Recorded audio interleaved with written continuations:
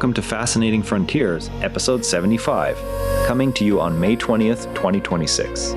Here's your space and science briefing. A single Falcon 9 just added 24 more nodes to a growing web of satellites that now blankets the planet in broadband. A Falcon 9 lifted off from Vandenberg Space Force Base carrying 24 Starlink satellites. The rocket successfully deployed them into low Earth orbit.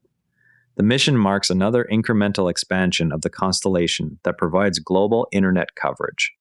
From one company scaling satellite infrastructure to another expanding its role in the same commercial ecosystem, let's look at Vast Space's new plans. Vast Space announced plans to build satellites in addition to its planned commercial space station. Company leadership described the move as a necessary step toward long-term sustainability in the commercial space sector. The decision broadens Vast's presence beyond human-rated habitats. While companies focus on building and operating hardware, NASA is testing a different kind of infrastructure that could change how all future spacecraft are sustained. A mission designed to test robotic refueling technology in orbit is scheduled to launch in July.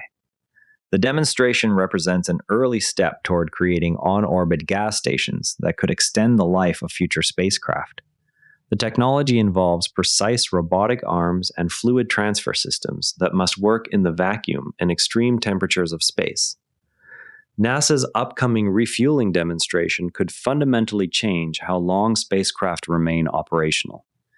Instead of designing every mission for a fixed fuel load that runs out, future vehicles could dock with orbiting depots and top up their tanks. Success would open the door to longer duration science missions and more ambitious crewed journeys without requiring ever larger launch vehicles. You know what's fascinating about this? If every kilogram launched from Earth costs thousands of dollars, then leaving the fuel behind and picking it up later in orbit changes the entire economics of deep space travel. Imagine a tanker spacecraft launched with a full load of cryogenic propellant that later meets a target vehicle in a stable orbit. The two craft must match velocities within centimeters per second while maintaining precise alignment so that robotic connectors can mate without damaging delicate seals. Once connected, pumps must move super cold liquids without forming destructive ice crystals or allowing dangerous pressure spikes. The entire sequence has to finish before the sun's heat or Earth's shadow alters temperatures enough to complicate the transfer.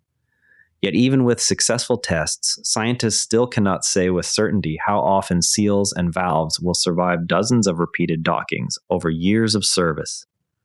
While engineers tackle the practical challenges of keeping spacecraft fueled, scientists continue to wrestle with a much older question about whether anyone else is out there to receive those signals. A new installment in a series on SETI history examines proposed explanations for the continued lack of detected extraterrestrial signals. The discussion centers on the Great Filter and what it might imply about the rarity of intelligent civilizations. While we search the skies for signs of life elsewhere, closer to home, satellites are quietly documenting changes right here on Earth. A fire burned across the southern portion of Santa Rosa Island in California's Channel Islands National Park. Satellite imagery captured the extent of the burn scar on the second largest island in the park. From monitoring our own planet to the broader frontier of routine spaceflight, new missions keep rewriting what everyday operations in orbit look like. Next time, keep an eye on how the July refueling test performs its first fluid transfer once it reaches orbit. That covers today's space and science news. Share this with a fellow space enthusiast if you found it interesting. I'm Patrick in Vancouver. See you tomorrow. This episode used AI voice synthesis of my voice. Editorial selection and analysis are my own.